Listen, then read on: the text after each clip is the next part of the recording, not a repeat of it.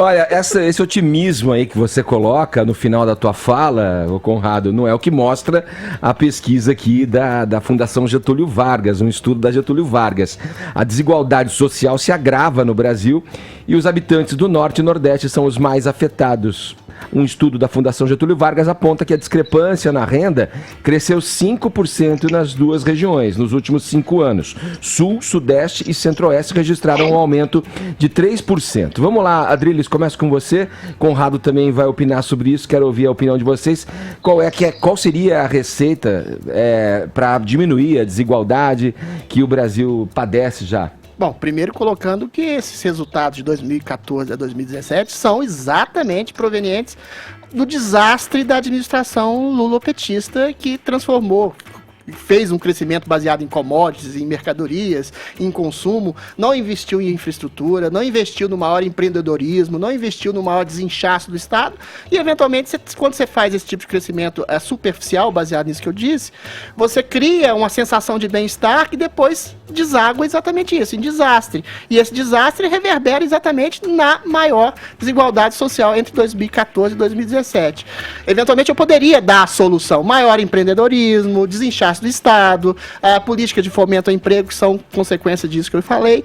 Mas é claro, não vou ser insensível dizer que a pessoa que está passando fome, você não tem tempo para esperar um mercado mais aquecido. Você tem que fomentar políticas de inclusão social. Aí que serve o Estado. Você não pode eternizar essas políticas para todo sempre. E eu volto a dizer, a questão não é a desigualdade. Singapura é um dos países que tem uma das maiores desigualdades do mundo, só que lá tem gente muito rica, tem gente rica e tem gente bem de vida, entendeu? Você fomentar maior empreendedorismo, fomentar maior competitividade de empresas e não um conluio de grandes empresas com o Estado que se locupletam um ao outro e impedem a competitividade, eventualmente isso coloca o país para baixo, que foi o que o PT fez, entendeu?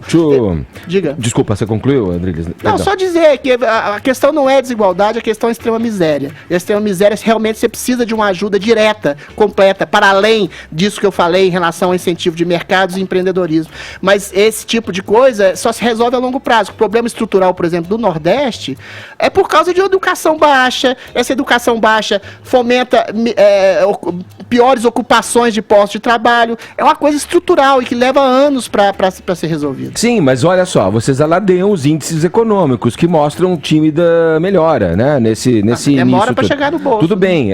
Por que os índices com relação à pobreza não acompanham isso? 2014, 2017, então, tudo bem, mas haveria uma questão relacionada. E se a economia melhora, deveria melhorar para todo mundo. Não é o que esses índices mostram, embora ele retroaja a anos 3 anos atrás. Anteriores. Sou eu aqui? Vamos lá. Tá, para aí, cara, mas aí você está numa grande confusão.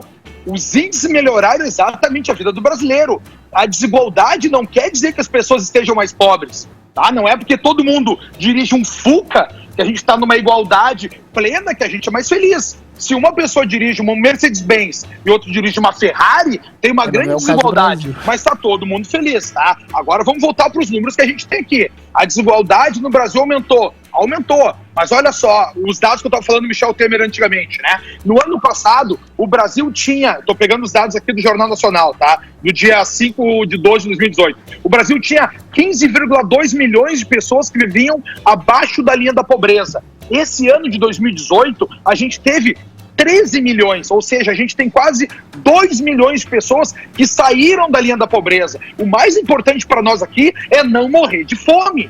Eu não sei que ódio que as pessoas têm nesse complexo de Fourier aí, o ódio dos ricos, o ódio da desigualdade, isso pouco interessa. É óbvio que a gente quer, num mundo ideal, né, do John Lennon, assim, que a gente tenha menos desigualdade, mas quando ninguém mais morrer de fome, se uma pessoa vai ficar muito rica e com ela vai trazer mais empregos, mais produção, mais safra, exato, mais trabalho, que bom que isso aconteça. É obviamente que o Brasil foi amassado de 2014 até 2019, mas é muito bom a gente pegar um dado, né, que assim, ó, a desigualdade no mundo aumentou nos últimos anos, tá? Mas de 1990 até hoje, a gente, olha só, cara, olha só, que dado interessante. Em 1990, quando teve a queda do comunismo e o capitalismo foi veementemente implantado na União Soviética e muito mais na China e no Sudeste Asiático, nós tínhamos 2 bilhões de seres humanos abaixo da linha da pobreza, abaixo, né, da miséria. E hoje, 30 anos depois, são só 600 milhões. Perfeito. É um número altíssimo? É um número altíssimo. Mas olha que benesse a gente teve